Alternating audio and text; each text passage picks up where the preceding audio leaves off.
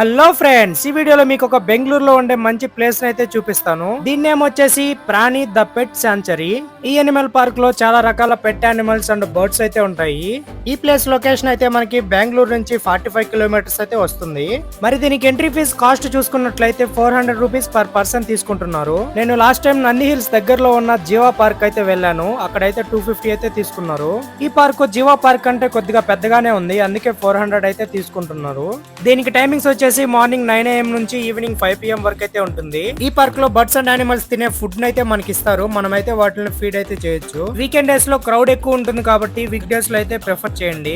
Week days లో కానీ వెళ్ళారంటే ప్రతి బర్డ్ అండ్ యానిమల్ ని మీ చేతికి అయితే ఇస్తారు, మీరైతే పట్టుకోవచ్చు. అదే వీకెండ్ డేస్ లో చాలా మంది క్రౌడ్ ఉంటారు కాబట్టి ప్రతి ఒక్కరికి ఇవ్వడం కుదరదు.